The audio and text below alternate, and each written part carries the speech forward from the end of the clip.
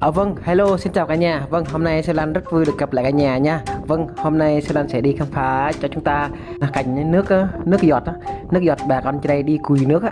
Tức là không cảnh cảnh làng nước giọt làng này này nhiều làng lắm. Hôm nay Sơ Lan sẽ đi khám phá nhiều làng. Tụi nó có phim pang met nang yang tê tụi nó chính có tăng quay bút có phim pang met nang yang tê ta. Pen ya ấy. Phải có quay mừng của bên ya cu play kẹp bên ya cu play bình bên ya cu play bên ya cu play cu play bằng cu play dặn cu play già cu play bùi cu play trăng nah play mong ngọ hay play mong dỗ hè lô bên ya có dọc vài này tận biết đăng tê ta đặt lăng hiệu không ác ta còn đồng nhân tê đây cũng du ha tê tê là ủng hộ Sơ Lan một like ha chẳng Sơ Lan thêm động lực ta biết đăng nhân tê ta mà hè theo dõi đăng ký kênh ta theo dõi bằng cách ta bấm đăng ký kênh là ta bấm nút chuông để nhận được thông báo video mới nhất từ Sơ Lan nha. Vâng, không nói nhiều dài dòng và chúng ta bắt đầu đi khám phá nha, bắt đầu let's go. Vâng, thưa cả nhà, đây là khung cảnh nước giọt làng Mrong Ngó cả nhà. Đấy, đây là con đường đi của bà con thường đi sát nước này. Rồi chúng ta tiếp tục đi khám phá con đường khung cảnh nước giọt làng Mrong Ngó đẹp. Ôi rồi ôi, phải nói là nước giọt làng Mrong Ngó cực kỳ đẹp luôn cả nhà, sạch sẽ, có cây cối rừng rập mọc thoáng mát cả nhà xem này, thấy chưa? Ôi rồi ôi, đẹp quá. Nào đi nào. Ui trời ơi đẹp quá.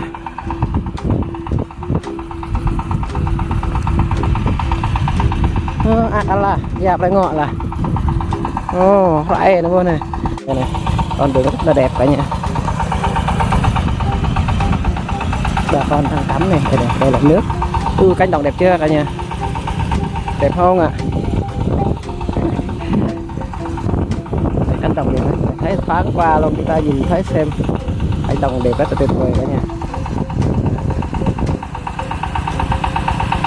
Đấy, và con đang tắm kìa.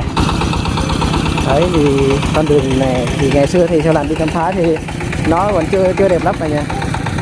Đây này, đẹp lắm kìa.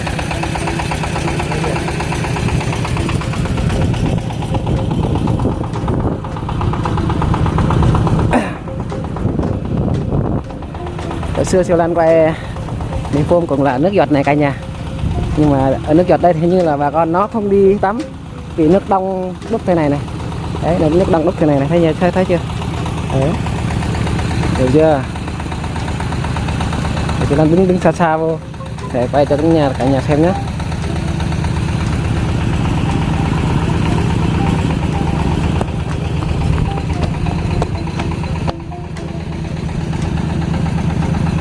Thấy chưa? Rất đẹp, tuyệt vời luôn cả nhà.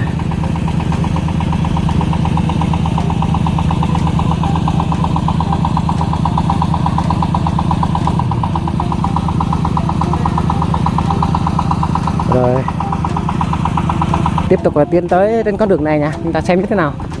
Hỏi như là từ đây này, từ đây họ đường đây là họ mới làm đây này cả nhà, rồi họ mới xây này cả nhà. Thấy chưa đây này, người họ mới xây này cả nhà.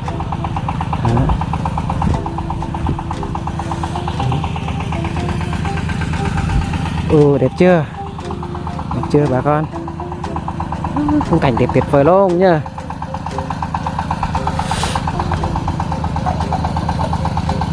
Khung cảnh làng Ngó thì nước giọt không bằng rồi, rất đẹp rồi.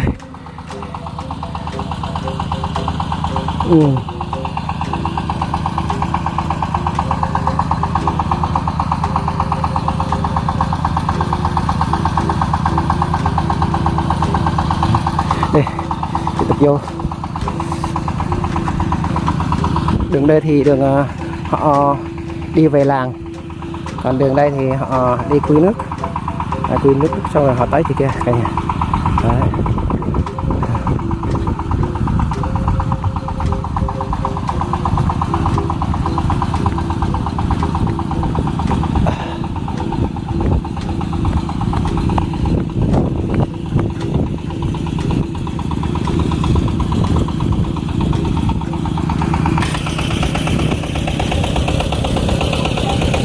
công vậy à công nhâm da cắt vị da ấy dạ vị da này Đập vị dạ dài. trong chợ da ha vị da ha này cái này dài này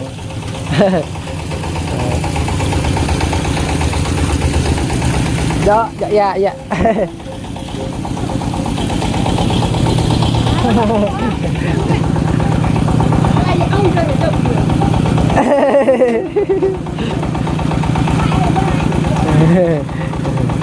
à vai bắt nhầm lị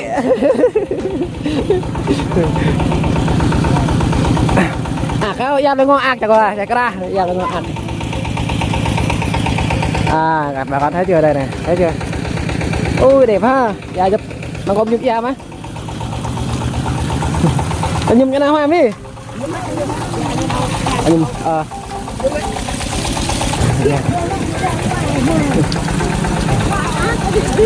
da ác cái gì da ác cái gì da phải ngon là ác nhất rồi da phải ngon ác nhất rồi chơi vậy bọn thì thôi giờ da phải vô bị bác da là gì ác ấy ác là hả đều tội lại ngon đấy nha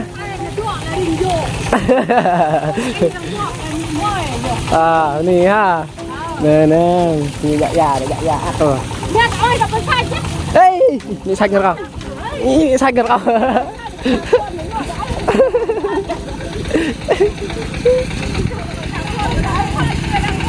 ác bị đây ra hay giờ lại ngon ác thì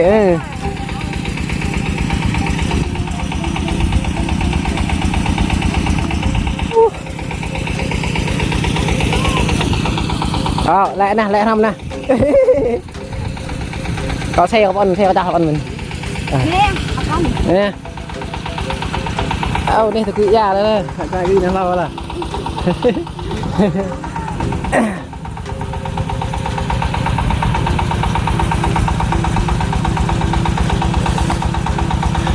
thế anh em đã thấy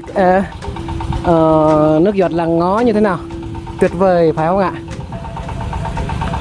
Cảnh thì nói chung thì không thể mô tả được cả nhà, rất là đẹp luôn. Thế cô với em kia tươi nước cũng rất là tuyệt vời luôn nha cả nhà. Ở đây là nơi ở đội xe rồi. Ơi khám phá xong chúng ta cảnh nước giọt là ngó cả nhà.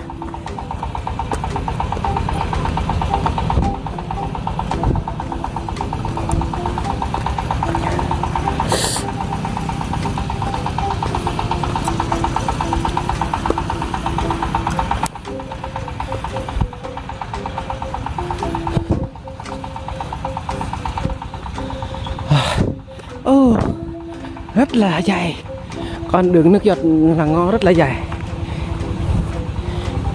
đi hơi xa. Rồi tiếp tục đi khám phá. Dạ vâng thưa cả nhà, đây là cảnh nước giọt làng Đúc Luy cả nhà. Đây là cái cảnh họ thường thoáng mát chưa, và chúng ta tiếp tục đi khám phá nha. Mọi vị ai chồng này đến này này tệ thế này mọi vị à. Nè tiếp tục chúng ta đi khám phá nhá, phá cảnh nước giọt là cả nhà.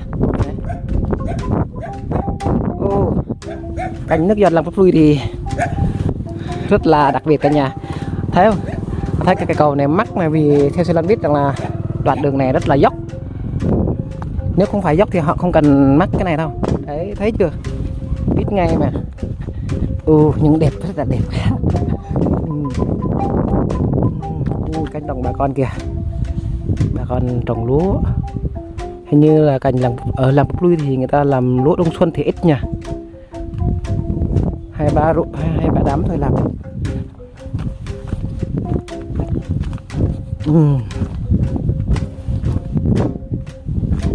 Cảnh nước giọt làm Đúc Luy đẹp nè cả nhà.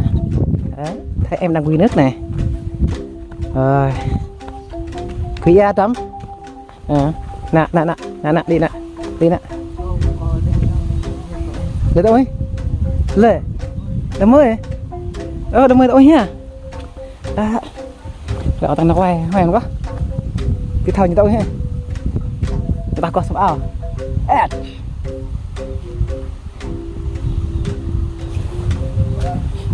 hình như là có người đang tắm. Cả nhà biết rồi, Siêu Lan đi review thế này thì Siêu Lan cũng rất ngại vì thấy sợ thường thấy anh em đang tắm cả nhà. Vâng cả nhà, Siêu Lan phải nói dối rằng là Siêu Lan thèm uống nước để cho các cô chị mặc lại đồ sớm để Siêu Lan tiếp tục đi review cho cả nhà xem nhá. Vâng, em đây đang quý nước này. Cái dặn tắm ấy, ít nè lời tắm, hả? Nè Mỹ bắn. Vào đây. Vâng thưa cả nhà, và chúng ta tiếp tục đi khám phá nhé cả nhà. Một cái tấm, một cái. Ôi. Pha một bông đấy, pha một bông đấy.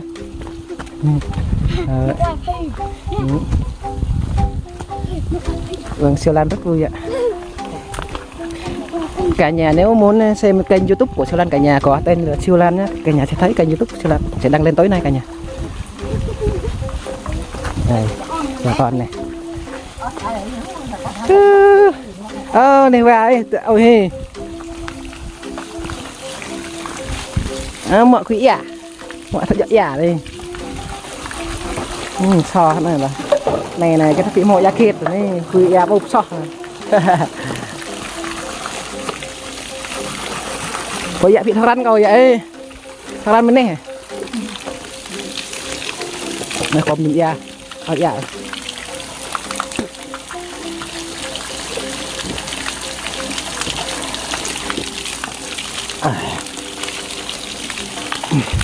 Cả nhà Siêu Lan review rất là hôm nay cả ngày luôn mà chưa hết.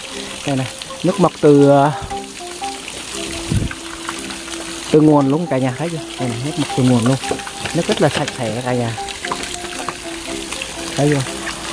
Đấy, bà đang tắm, bà đang tắm mà.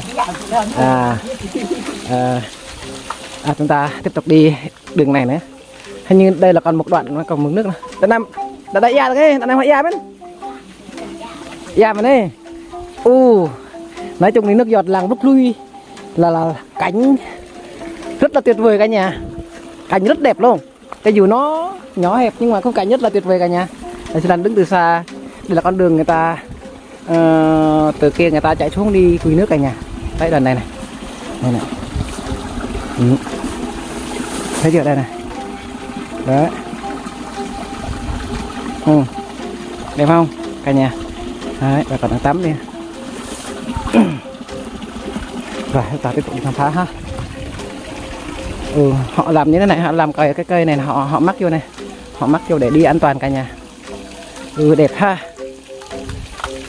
Mà anh mọn nằm quy bên ia cái anh ha mà mọn bắt nằm quy ia mấy cái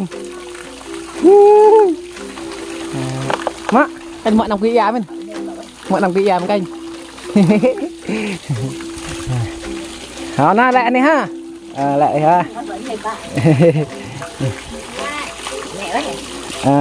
Miệt Lan cái chị lăng YouTube Siêu Lan ha.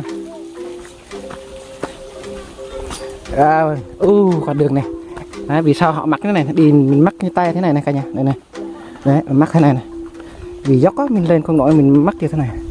Mình đi nó mới không mệt được cả nhà. Đấy. Đây này, các em này. Ôi đi lên lẹ à? Ngoài mình. Kinh à. Trời ơi, cẩn thận rớt xuống nha, té xuống này là hơi bị dốc đấy, hơi bị đau đấy, đây này.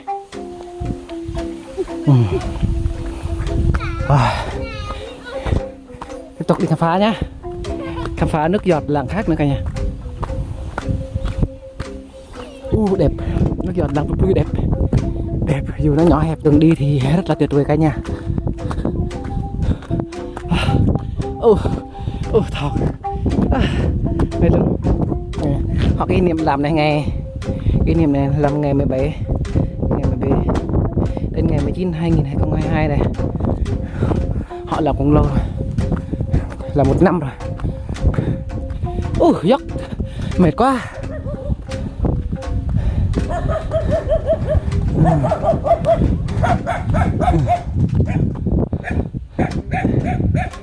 thôi đi thế quỷ tại đây nếp lại phúc này phải đi lại phúc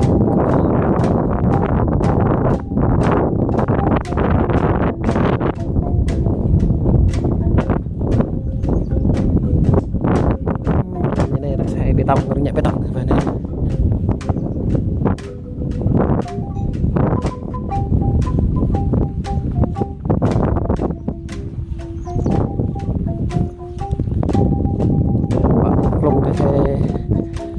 tê sao phèn tê nè chơi phê ra không phải là phèn già nhà khác ý dạ bác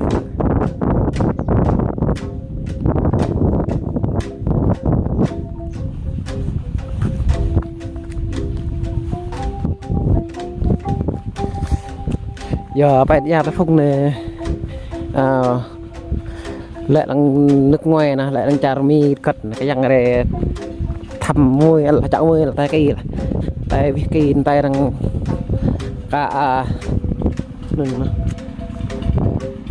rằng cả nhận thịt lập ra cái da nó ác là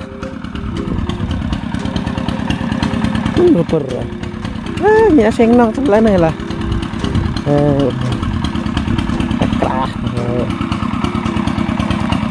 mau mệt rạng dan nyata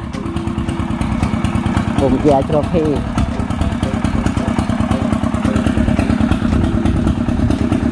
tetap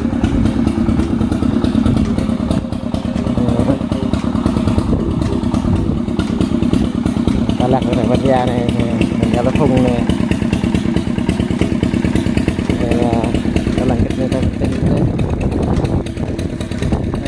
đoàn xã Gia Mân Ông công trình thanh niên chào mừng 91 năm ngày thành lập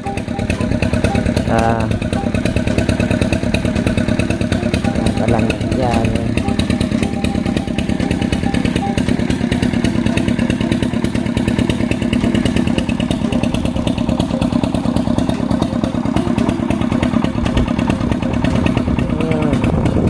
nào khám phá là có thể lực ra cái này cái này cái đập này là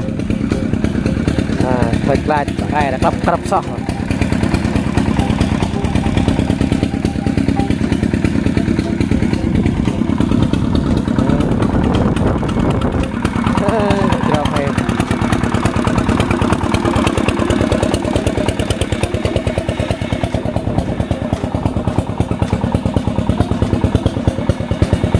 đây là làng dài nó buồn cái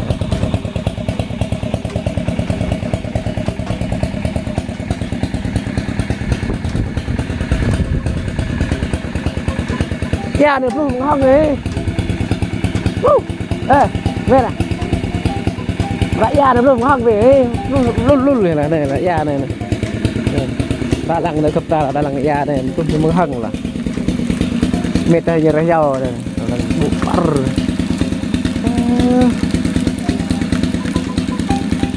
bị có họ đây này người vợ cho mừng cái này được quá da nữa kan thong ở tí này do con bạc này là lăng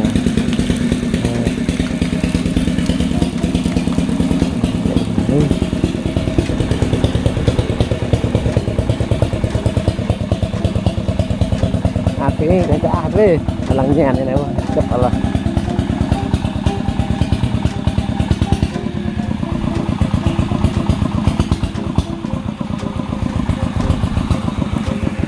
rồi quay lăng mà ta vậy nè ta lăng ra nàng cho tay cây ác là ta chơi cái do tao tay đang cãi vô châu cái cây ác là đằng này là giờ này này đang thi rồi đang chơi đây nhận là Cooper cái cắt chả này vợ phui mật chẳng khắp ra ôi mật ắt càng phui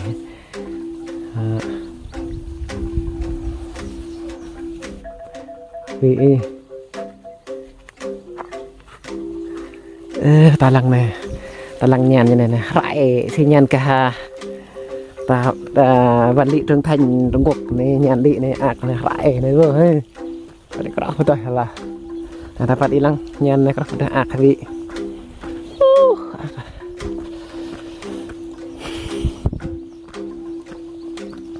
ạc Allah này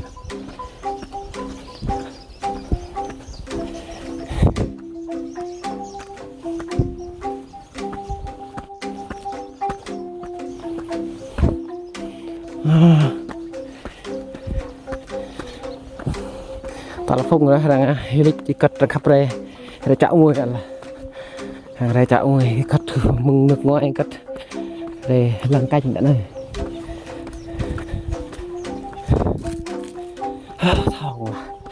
thòng là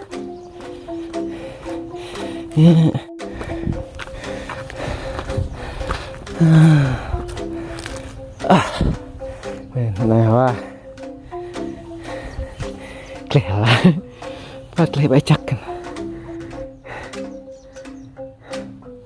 ta vật lẹ và xe ta nó không phải ra mà nhằm ta kép từng ta lằng lằng e cả vợ nhà ạc ha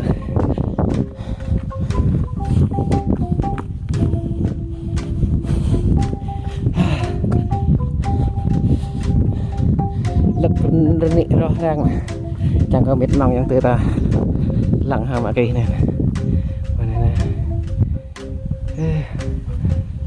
cái cả hạt vị lúc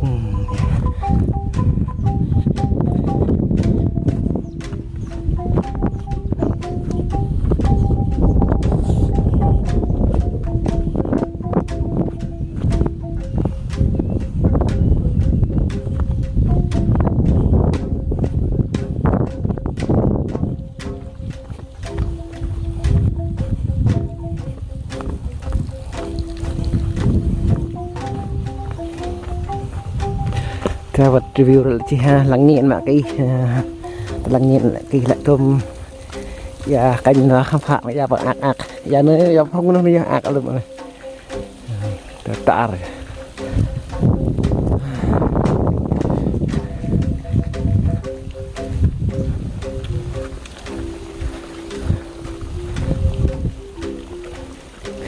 vợ bị chưa chưa quá hả nhưng mà đặt lắm mày bây giờ nó lắc là bị lô ya plu bị lô còn là nè coi vậy đang nhẹ nhẹ khẽ khẽ như này đấy cô kia đang cái gió tao thấp bị cái chân chặng này là phim hồ rồi đấy còn đó đã cập ta giờ vậy gặp lô bình luận đều ở đây khám phá ra là không và khám phá với chị rằng nó lẹ đấy ha này nhạc lòng cái này cút nhạc lòng chị nói nhạc cái này đấy hả nợ thông cho rác này mệt rồi giờ bị phá vậy phải ha nói ha này đây là đường chính đi vô rẫy phố đồng bào anh em ấy. Còn đây là đường nước giọt chúng ta sẽ đi vô khám phá này cả nhà. Kia là xe của siêu lan đấy ạ. Giờ chúng ta tiếp tục đi nữa, đi khám phá con đường nước giọt và những khung cảnh nước giọt Làng Mun như thế nào nhé cả nhà.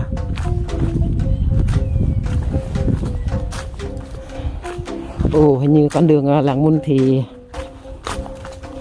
nó không được thoáng mát ha. Thì hai bên đây chúng ta thấy rồi có đôi cỏ mọc tùm này, họ không phát cho sạch sẽ ha. Đấy. Còn bên dưới kia là ruộng của bà con. Chúng ta tiếp tục đi khám phá nhé. Nước giọt Làng Mun này như thế nào nhé.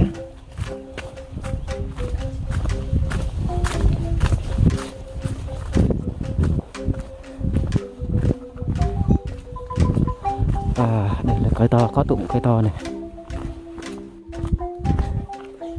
Hình như Sư Lan đã nghe tiếng nước giọt chảy rồi cả nhà.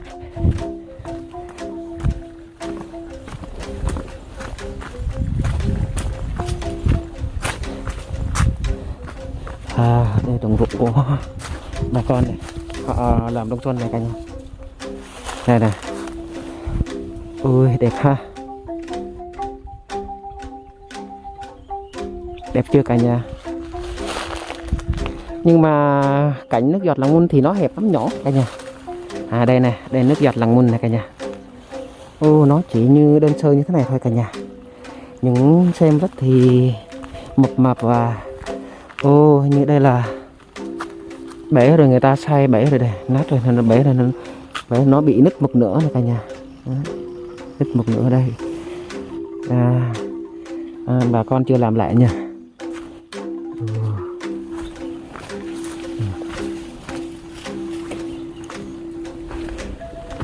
Như nước giọt đây thì như là người ta không đi sát nước nữa cả nhà.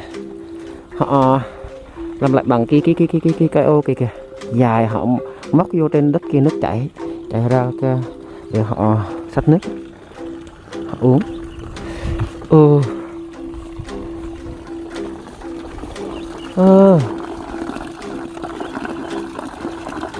Giao Làng Mun cho nơi là kata lang ha. Quay putar kita.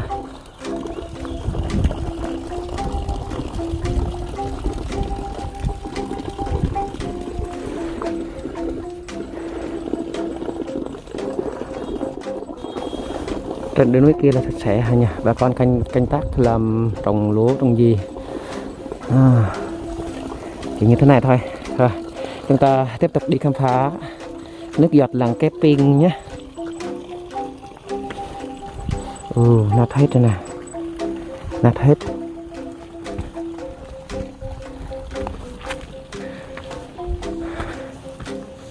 Người ta chưa làm lại cả nhà.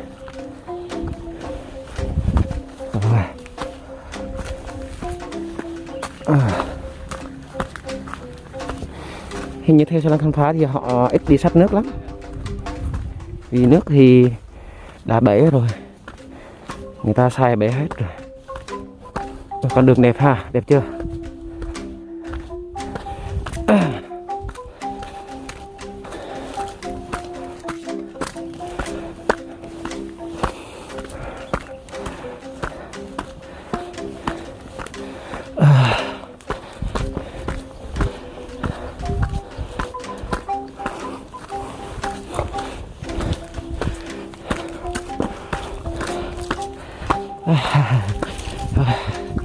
Tắt xe rồi.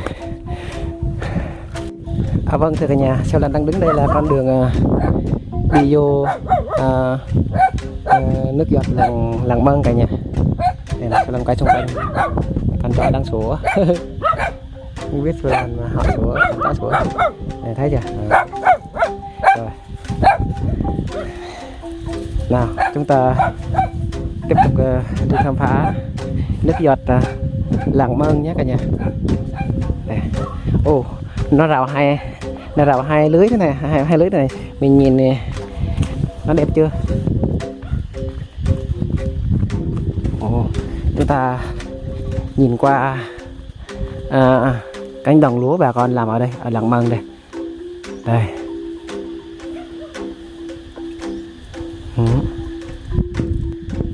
Rồi, tiếp tục đi nhá. Con đường này họ làm hẹp nha. Nếu mà xe công nông thì chắc không vô được đâu. Xe công nông làm sao mà vô được. Con đường nhỏ.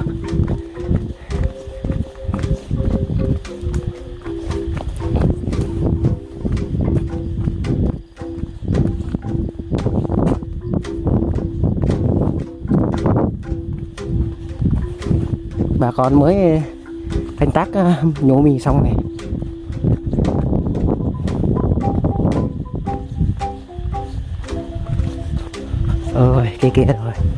Kia rồi nước đấy, kia rồi nước giọt làng Mân cả nhà.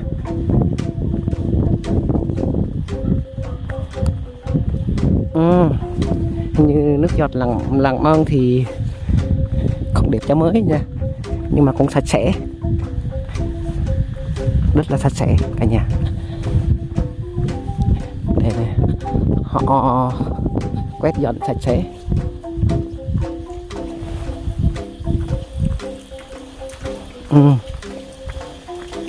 Nước giọt làng Mân thì họ chọc đá lỗ thôi, con nhìn thoáng rộng rãi.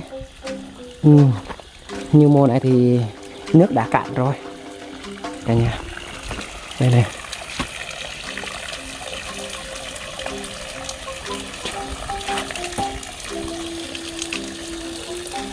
Ồ, lọc đã lâu rồi này.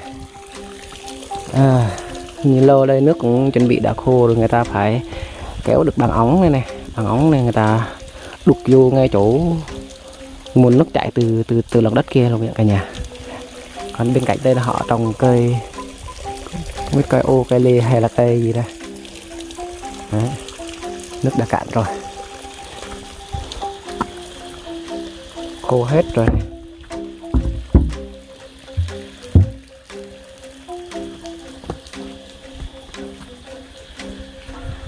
Sạch sẽ,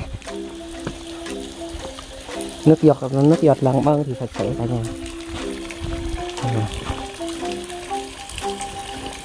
Chỉ có một cái này thôi cả nhà. Rồi tiếp tục đi nhá cả nhà. Chúng ta sẽ tiếp tục đi khám phá tiếp nữa. Nước giọt bà con trong khu vực này. Ngày hôm nay Sư Lan sẽ đi khám phá cho cả nhà xem tất cả nước giọt làng nào đẹp nhất và sạch sẽ nhất nha cả nhà. Tiếp tục đi. Đấy, thấy một em đang cùi nước kìa, không biết em ấy có nhìn ra mình hay không.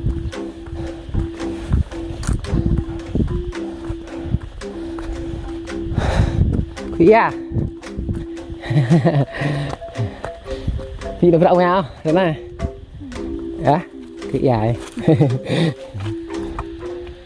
Đấy, một em đi cùi nước nè. Tiếp tục chúng ta đi kìa. Có một chị nữa kìa đang bước xuống kìa.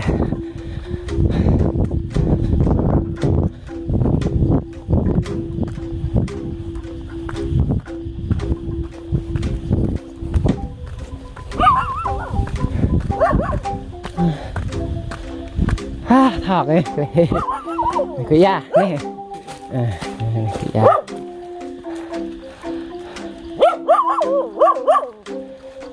Cái nữa.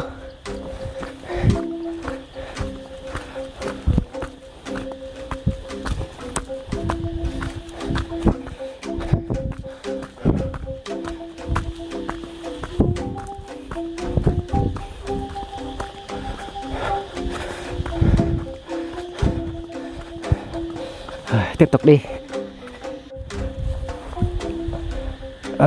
Vâng, đây thưa cả nhà, đây là Sư Lan sẽ khám phá cho chúng ta. Đây là nước giọt làng Play Play cả nhà. Đây này.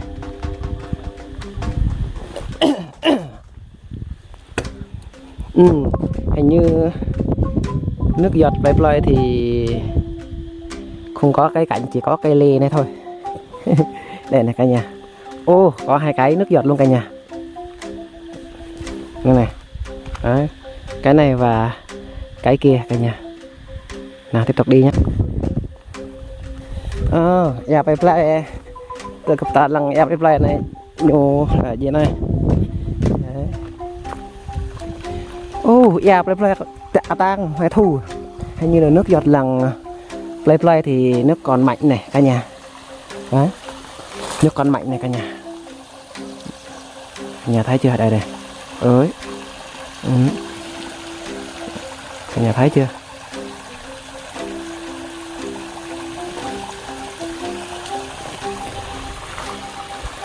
Rồi.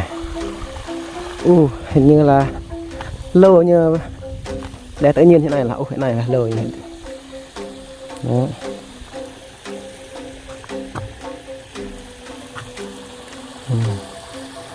Nunggu teh ni vera nyo buat sem ao này nyo mình đu sem ao nha, nyo poh hanya poh bạn này. Này lịch phui này đang ắt đang rồi mất ắt đang phui. Đấy. Tiếp tục đi khám phá nước giọt bên kia.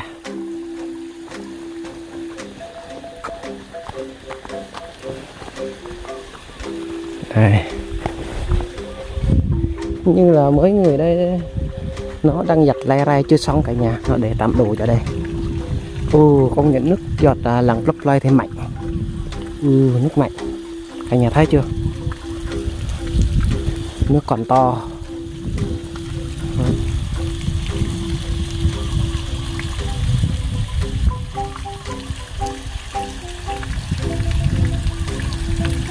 Còn bên kia thì toàn là cây dương sĩ, họ có để có một tự nhiên để giúp cho sự hấp thụ của nước không thiếu nước được. Đây này.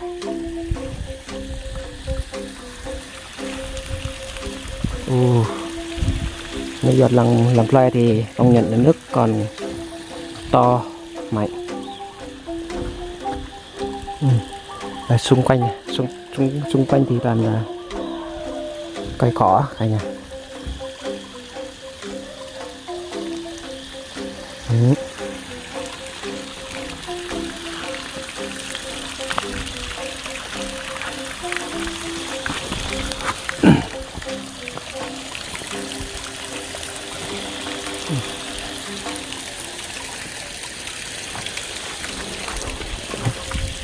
Đây này.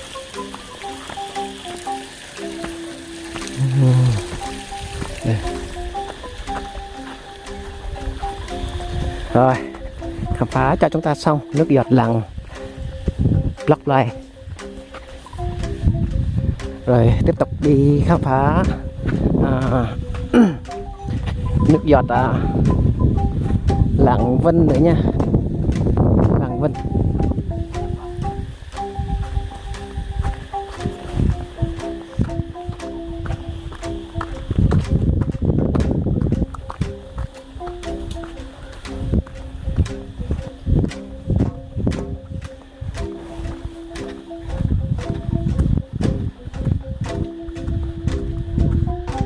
Vâng, thưa cả nhà, hồi nãy Siêu Lan đã đi từng hỏi bà con Lạng Vân á, vì họ nói là Lạng Vân thì Lạng Vân thì nước giọt thì họ không làm nữa, nước đã đất đã lấp hết rồi và họ uống toàn là nước giếng.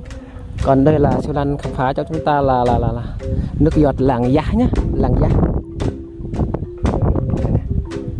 nước giọt Làng Giá cả nhà. Đây là con đường của họ thường đi xách nước, đi khui nước cả nhà. Đi, tiếp tục đi ha.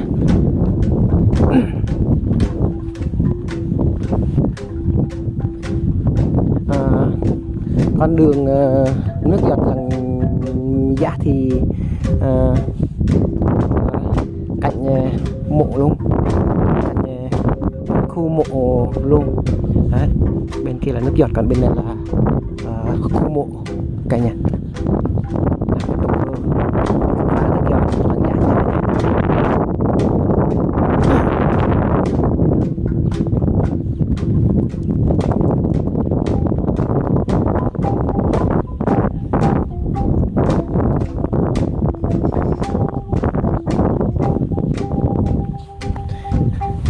Chúng ta nhìn thoáng qua phía hướng tay trái là cánh đồng của bà con Làng Dạ cả nhà.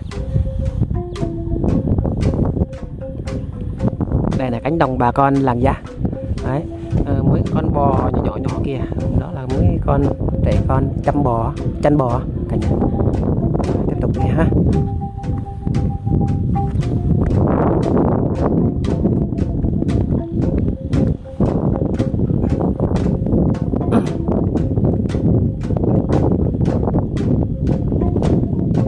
Nước giọt hơi xa tí cả nhà nha. Cánh nước giọt Làng Dạ thì con đường thì đẹp ha, nhưng mà hơi xa tí.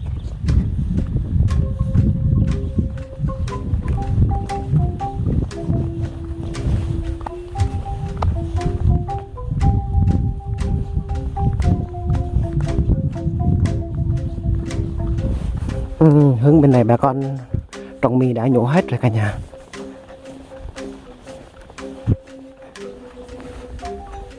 Siêu Lan cũng không biết chỗ đường nào nữa đi nè. Hay là đây? Chắc đây rồi nha. Chắc đây rồi. Nhìn nước giọt đây như là bỏ hoang rồi hay sao nhỉ? Họ không đi quỳ nước nữa nhỉ? Đúng rồi. Nước giọt Làng Dạ đây cả nhà. Họ như là họ ít đi quỳ lắm. Cả nhà quan sát con đường đi của họ này, không thấy bóng hoặc là mượt nữa, toàn là cỏ mọc rồi này. Đây này, Còn này thì mục gọi là gì, gọi là dớn mọc hết rồi này cả nhà. Như một cái đây thôi nhỉ. Đó. Chắc còn đi cùi 2-3, nhưng nếu mà anh em làng gần đây họ còn đi cùi đấy cả nhà. Để tiếp tục đi thử trên này có gì không ta, đi vòng vòng thử xem cả nhà còn chỗ nào không ta. Chắc siêu Lan nghĩ rằng là chắc đó thôi. Nhưng bên kia còn này, đi tiếp nha.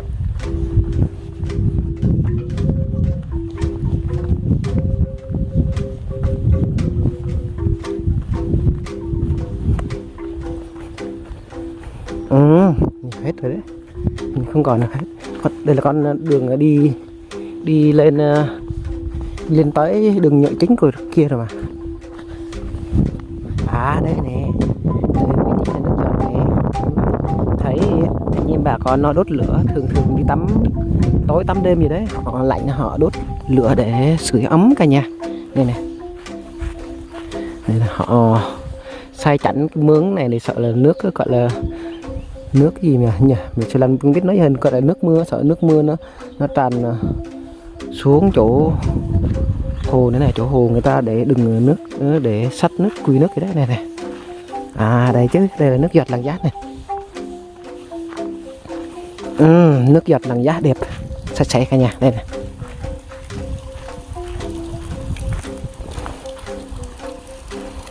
sạch sẽ, thùng rác thì không gọn gàng. Nói chung là nước giọt Làng Giác thì sạch sẽ hơn cả nhà. Đó. Chúng ta đi xa hơn, chúng ta sẽ xem lại khung cảnh nước giọt Làng Giác đó nha.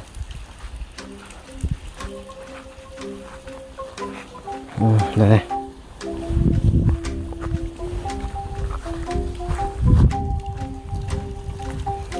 Hình như là họ nước giọt Làng Giác thì họ đục 4 ống cả nhà. Đây là 4 ống, họ đục 4 ống. Ống họ không làm ống nhựa mà là ống sắt cả nhà. Cả nhà thấy rồi đấy. Hình như là nước giọt Làng Giác thì nước sắp cạn rồi hay sao, không bằng nước giọt làng Play cả nhà. Làng Play thì nước giọt mạnh hơn. Đấy cả nhà, con đường hơi xa, tại chỗ kia này, chỗ xe lăn để chỗ đó, con đường hơi xa. Khung cảnh nha, lần quay lại thì review cho chúng ta khung cảnh ngôi mộ luôn nhá. Khung cảnh ngôi mộ làng Dạ cả nhà. Có 2 cây to đẹp chưa.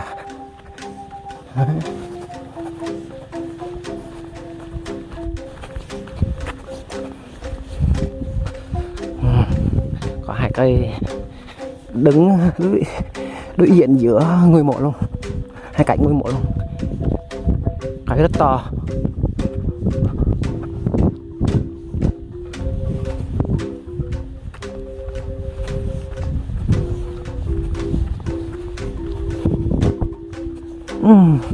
Hay xa.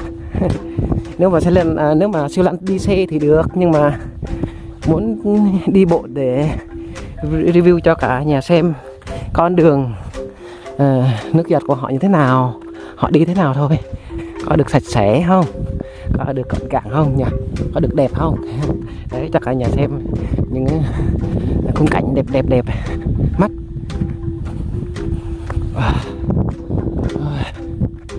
Vâng thưa cả nhà, đây là nước giọt Làng Ao nhé cả nhà. Đây là nước giọt Làng Ao cần mộ luôn nha. Đây này, cần mộ, cạnh mộ luôn, cạnh khu mộ luôn cả nhà. Đấy, chú Lan quay xung quanh cho cả nhà xem này. Đấy, có thỉnh thoảng thì thấy anh đang bóc cây vào lề này. Này ngoan đấy. Rồi. Chụp bật này chứ cái bóc cái thuốc này. Beli mana ini ha punya tak buổi cho tavi cả nhà. Đây là bà con đang tưới nước nữa cả nhà. Rồi tiếp tục chúng ta đi khám phá nước giọt Làng Ao nhé cả nhà. Con đường đi đẹp nè cả nhà, thấy chưa, rất là đẹp. Đẹp chưa. Ở phía dưới kia thì cánh đồng ruộng bà con đấy cả nhà.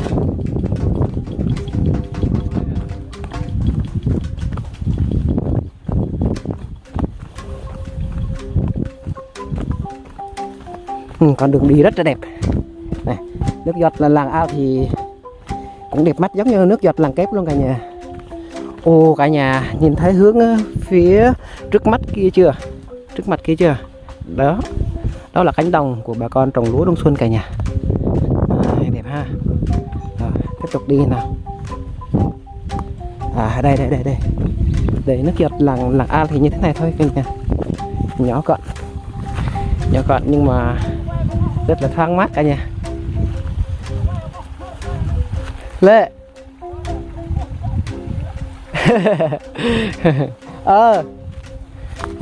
đây cả nhà này, thấy chưa, ảnh nước giọt này, đẹp chưa cả nhà.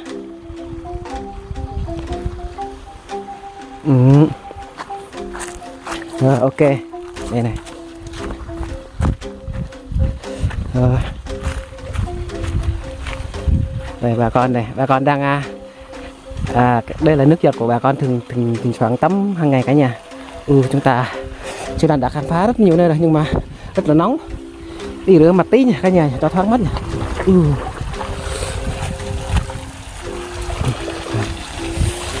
Nước giọt làng ao thì họ làm là ba ống cả nhà, ba ống nhựa.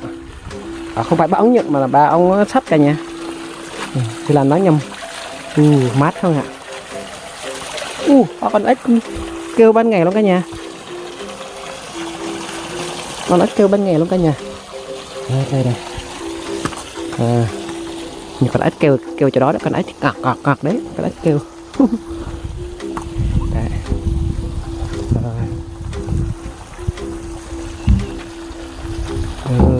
Chưa, đây. Đấy.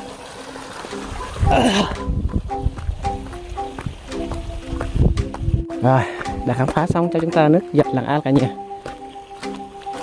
Xem lại một lần nữa này. Nó chỉ như thế này thôi cả nhà, nhưng mà nó rất đẹp và thoáng mắt cả nhà.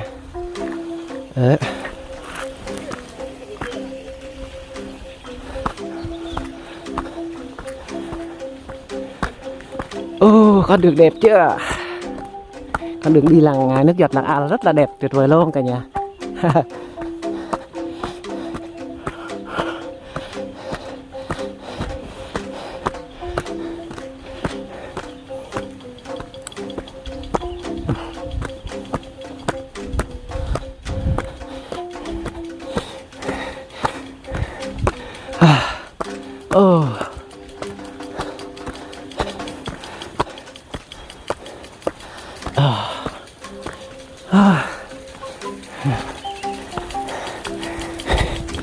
Mệt dọc ha, dốc quá cả nhà.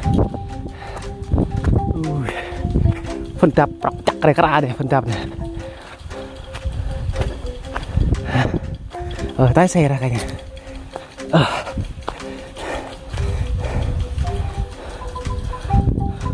Rồi tiếp tục đi khám phá nhé.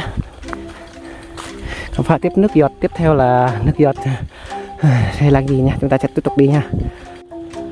Vâng thưa các bạn, và sau đây chúng ta tiếp tục đi khám phá nước giọt làng Giang nhé cả nhà. Đây là nước giọt làng Giang. Su Lan cũng không biết nước giọt làng Giang nào, nhưng mà nghe anh em chỉ là còn đường còn rất xa, còn tới tít chục kia luôn, nhưng mà Su Lan không dám đi xe. Đi xe thì quay review thì nó không rõ ràng cả nhà, xem thì nó không được đẹp mắt cả nhà, nên Su Lan bắt buộc phải đi bộ cả nhà. Đi bộ vừa khám phá cho cả nhà xem khung cảnh nước giọt làng Giang như thế nào luôn nhá. Đấy. Nước giọt làng Giang thì con đường đi thì rất là thoáng mát. Hay bên cạnh là cây mọc sùm che lại con đường cả nhà. Nhưng mà con đường làng Giang thì người ta chưa xây cả nhà, còn bụi, nhà nước chưa xây cả nhà. Đó. Phía dưới kia là cánh đồng bà con kìa. Đó, cánh đồng bà con làm việc. Thấy không? Hay xa nha. Đi xe thì nhanh nhưng mà muốn khám phá cho cả nhà xem thì nó không được rõ, còn phải bất đắc dĩ phải đi bộ bằng chân thế này xem nó rõ ràng hơn cả nhà, đúng không?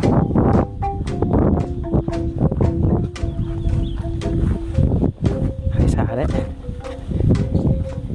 Ồ, gần tới rồi, tại độ ruộng cả nhà, thấy ruộng rồi, thấy ruộng là sắp tới sắp tới nước giọt rồi, sắp thấy nước giọt rồi cả nhà.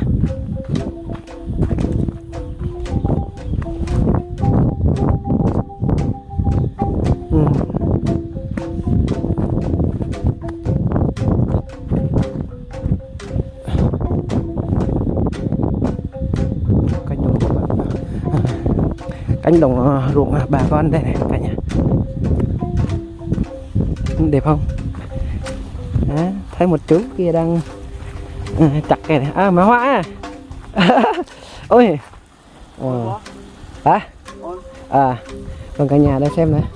Đấy, cánh đồng lộng vắng cả nhà, thấy đẹp không? Hả? Mình quay video hôm nay thì kết rồi. Ở đây nè, nước giọt làng giang này cả nhà. Đây này. Có thịt rồi. Ở ngoài vạt với nhộ. Vượt lại chứ này, nhà nước cả xe nữa này. Cái xe này. Lưới trên đây mình có đập ẩn này. Có xe nữa nè. Hôm bữa nhà nước cũng xe này nó bị bể hết rồi này.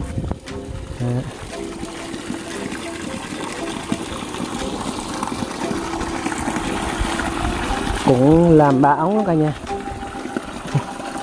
Đó, nước giọt đây thì nước giọt cái kiểu là ông cha ta ngày xưa để lại nhỉ cả nhà, đẹp chưa, mộc mạp chưa đấy.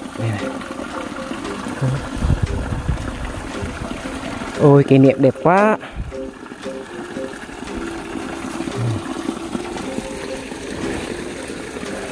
Bên này nó họ làm hồ gì đấy, hình như đây là bỏ mộ nhỉ, mộ cố, người ta làm mộ cố cả nhà. Cầm này luôn là cầm phong này, phong rằng cầm chẳng chấp, rằng cầm ở này chẳng chấp. Rồi tiếp tục cả nhà. Rồi xong, chúng ta đã khám phá xong nước giọt làng Giang rồi cả nhà. Tiếp tục đi khám phá nước giọt làng khác nữa nha.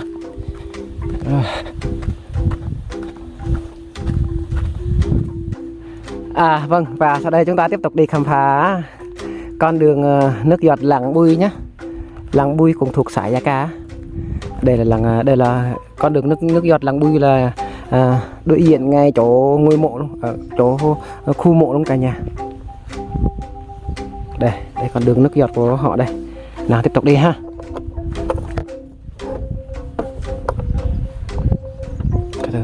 Thoát của xe đã. Rồi.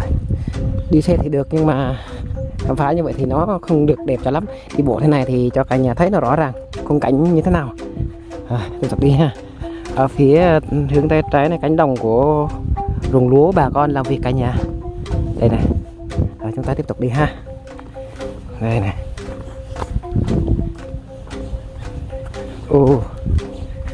Lan gia phải bui chụp hảo để chàng tráng có một tay này chụp là đẹp không?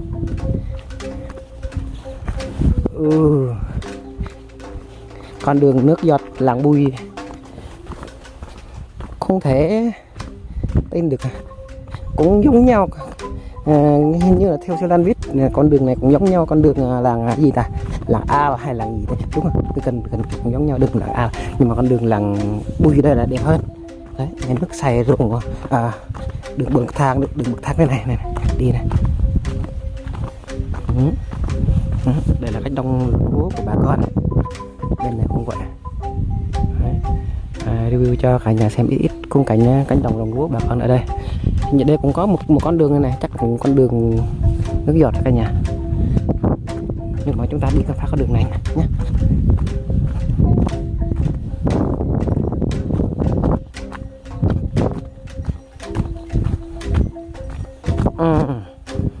Đẹp chưa?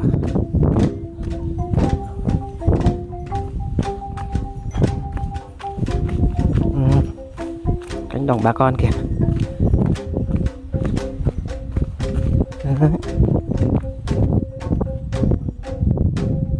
Ồ, phía bên này là cánh đồng bà con này, con trâu con bò đang xa tít kìa. Đi khám phá ha. Ồ, như theo Sư Lan nhìn thấy từ xa thì chứng kiến rằng là nước giọt đã khô hết rồi. Đây nè, không một tí teo nước giọt nào chảy cả cả nhà, hình như là mới khô.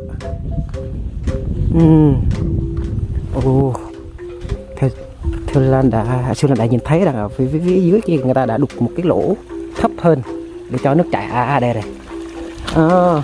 Nước giọt đây hình như người ta bị thủng cái này nè, nên nó không chảy được phía người ta đục 4 lỗ ống trên cao kìa. Bị thủng cái này mà công nhận cũng đẹp, nước giọt lằn bui cũng đẹp này. Do nó không chảy bị thủng mất rồi.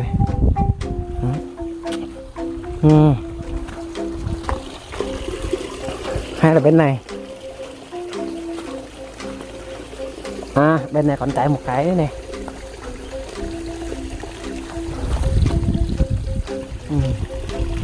Đấy, người ta đục chỗ đó hết mà.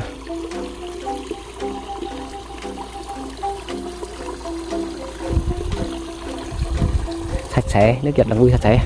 Ở phía bên đây thì là để cây cho nó mát để có thể đủ nguồn nước cung cấp cho bà con sinh hoạt, đi cùi nước ăn uống mỗi ngày cả nhà.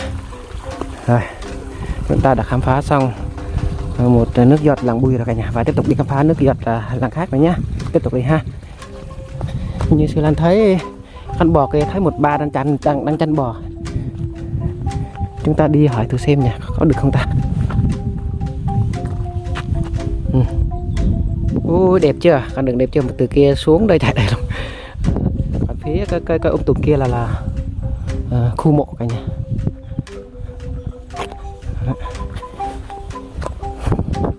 Nói chuyện thử với bà kia, bà đang làm gì? Bà đang chăn bò hay sao ta?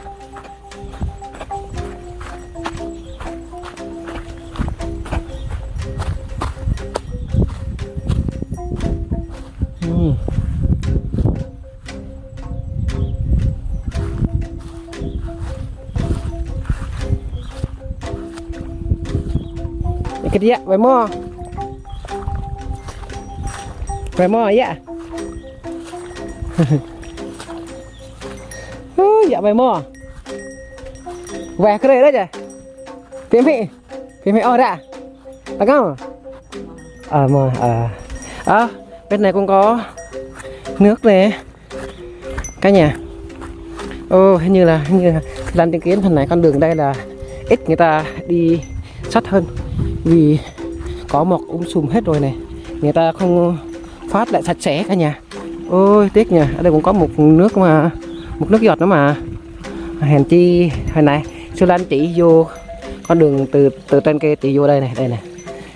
Có một nước giọt nữa, là 3 nước giọt luôn làng Bùi. Giàu thế nhỉ, giàu nước giọt thế ta. Đây chắc là nước giọt dành cho con trai tắm ta. Này dành cho con trai tắm ấy. Theo Sư Lan đoán nhầm như vậy thôi. Nếu mà không đúng thì mấy anh em làng Bùi xem clip thì cho ý kiến nha. Đây đồng lúa này, đồng ruộng này, ở phía trên là đồng ruộng này, anh em thấy chưa? Đó, đồng ruộng này. Rồi tiếp tục đi về ha, đi khám phá nước giọt làng khác nữa nhé. Còn 2 cái làng nữa thôi, còn 2-3 làng nữa, còn chưa đi khám phá hết.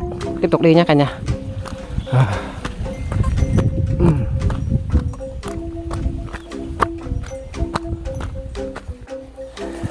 Sơ đồ khung cảnh nước giọt làng Bùi chúng ta nhìn thấy từ xa là như thế này cả nhà.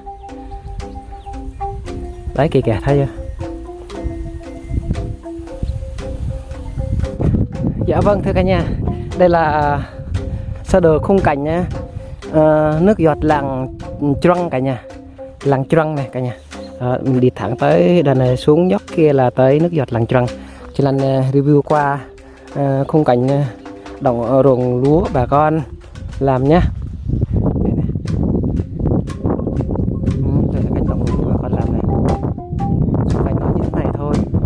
nước giọt làng trăng cả nhà. Tiếp tục đi ha. Kênh nước giọt làng trăng thì dọc dốc. Họ xây thì họ không làm giống như đường bậc thang vậy đấy, họ đập bậc thang ít thôi, họ làm bằng thẳng. Tại dốc cái lông đường đẹp thật. Thông là ra phải trăng là này, xem qua này một lần nữa này.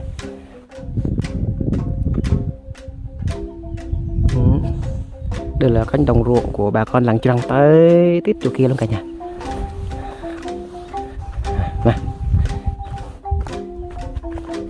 tiếp tục đi khám phá ha, xem cánh đồng nước giọt làng Trăng như thế nào.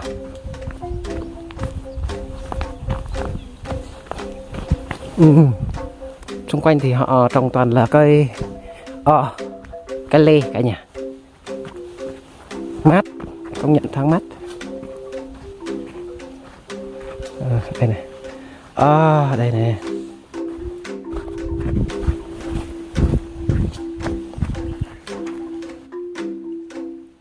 cả nhà chỉ đơn sơ như thế này cả nhà. Đấy, kìa kìa nước giọt của họ, đi gần hơn, thay rõ hơn nhé. Thường buổi tối là họ xuống đây họ tắm cả nhà.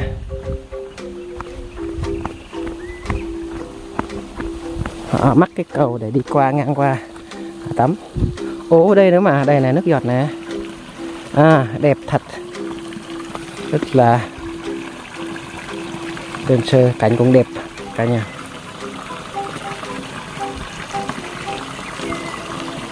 Chắc buổi tối họ thường xuống đây tắm nhiều lắm cả nhà. Chị Siêu Lanh không dám review buổi chiều vì cảnh anh em nó tắm thì nó không được lắm, không được tốt, nên Siêu Lanh review ban ngày thì nó vắng vẻ, bà con đi làm nó không đi tắm, mình review cảnh nước giọt thì nó gọn gàng rõ ràng hơn. Còn review với người tắm thì nó hơi phiền tí cả nhà, không biết rồi. Nhưng mình Siêu Lanh nhận thấy đây là như là có mấy đứa trẻ nó nghịch, nó làm trật, nó lên từ cao kia kìa, nó trật xuống này nè, trật xuống chỗ này này. Lúc mà ngày xưa Siêu Lan cũng thường đi làm trật như thế này. Vui lắm cả nhà. Ở phía đây là toàn là cây dương sĩ, cây gì nè, mực này, cả nhà thấy rồi đấy nè.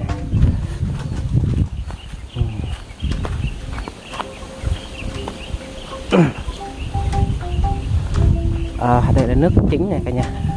Nước giọt làng Trăng là như thế này cả nhà. Như là nhà nước đã xây bể nát hết rồi cả nhà. Đấy, cả nhà thấy rồi, như nó bể nát hết rồi. Còn lại bà con đắp lại để cho nước chảy thôi. Còn đập nhà nước xây thì nó bể nát hết rồi này cả nhà. Người ta chỉ đục lỗ đã 2 ống thôi, 2 ống, ba ống nhỏ kia. Còn mình nhìn trên cao thì đồi núi cả nhà này, đồi núi rất là cao cả nhà, thấy chưa? Đấy, phía kia luôn cả nhà. Rồi, đã review cho chúng ta xong nước giọt làng Trăng cả nhà, và chúng ta tiếp tục đi review nước giọt làng khác nữa nha cả nhà. Tiếp tục đi ha. Xem cảnh này thì nhớ lại hồi còn trẻ ngày xưa quá nha. Mình tật mình lấy nước mình đổ vô cho nó trơn, rồi thì mình đi thì nó trơn, nó chảy xuống như này này. Đây là cảnh trẻ con nó múc nước á, nó đem nó đổ lên trên kia cả nhà. Vui không ạ? Tiếp tục đi khám phá nước giọt làng khác nhé.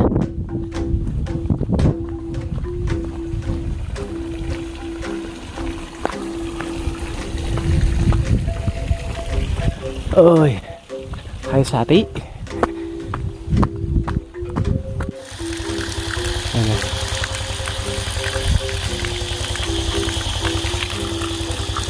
Bên này họ làm cao, bên kia cũng cao, đẹp. Nước giọt lăng kẹp, nước giọt lăng kép đẹp thật cả nhà. Nó có cây cảnh đẹp này. Thấy chưa?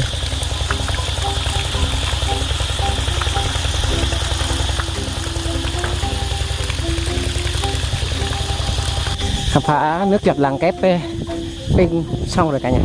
Rồi chúng ta tiếp tục đi khám phá nước giọt nữa nha.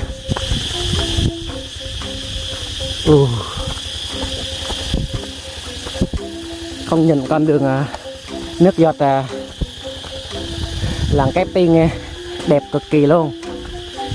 Cả nhà không thấy đây. Con đường bậc thang như thế này. Đấy. Tới chỗ kia luôn. Thấy đẹp không?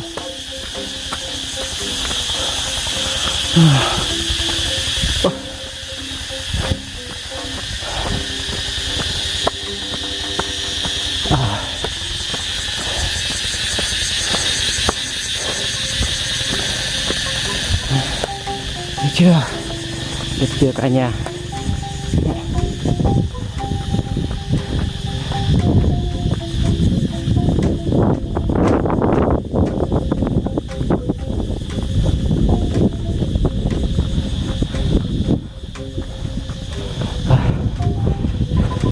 Lái xe tiếp tục đi ha. Vâng thưa cả nhà, và sau đây là khung cảnh khung cảnh nước giọt làng Rong Dố nha, làng Rong Dố 1 thuộc khu vực Gia Giao cả nhà. Đây là ngôi mộ của làng Rong Dố này cả nhà. Đấy, cho lần review chúng ta xem từ từ nhé. Còn phía hướng này là cánh đồng và nhà thờ hôm bữa làm chưa xong cả nhà. Cái cả nhà thấy rồi đấy, đây này. Đấy. Rồi chúng ta tiếp tục đi khám phá nước giọt làng Rong Dố 1 nhé cả nhà.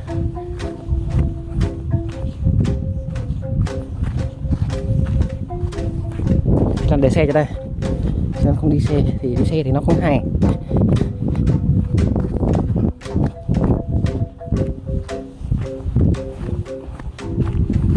Nước giọt làng Rong Dố đoạn này thì người ta chưa xây nha. Rong Dố 1 cả nhà.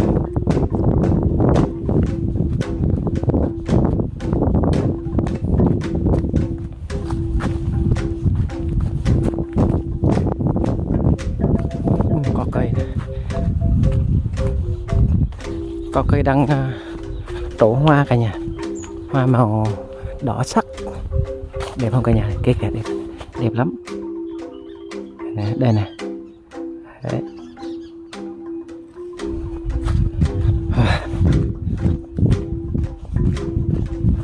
Đây sẽ là đây xe rất là xa. Con đường này thì con đường đi lên chỗ khu mộ kia, chỗ khu mộ kia, khu mộ đó.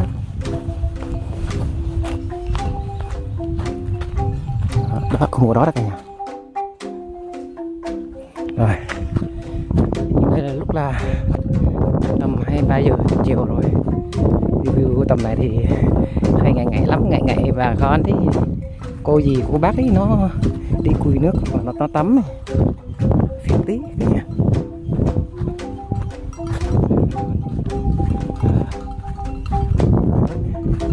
Đây này.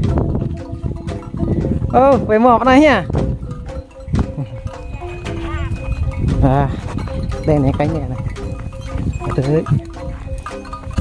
Dạ cái chính vụ nó bảo thu có phải nàng này. Nàng này vị hỏi hả? Này dạ này đợi xe có thầu của bác rồi nhá. Dạ ăn đó. Dạ lấy. Dạ gì vậy? Dạ chính vụ đã nàng này là. Giúp là này rồi này. Hả? Nhá có bố như ăn là bố rồi. Mà nó remote cari kita ada. Nah, đây này problem mày có chạy mo này. Mày về mo. Đây căn nhà trong ru cái giò này thế này hả? Đây nhà thờ nó cạch nhặt ở chừng ấy. Phơi lần chừng này. Chặt là ấy.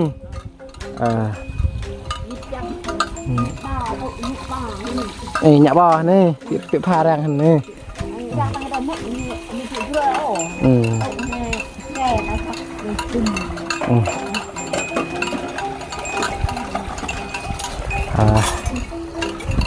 Vâng thưa cả nhà, sẽ đã review xong rồi. Anna lại đang dạ mẹ mình làm nhẹ mình đấy. là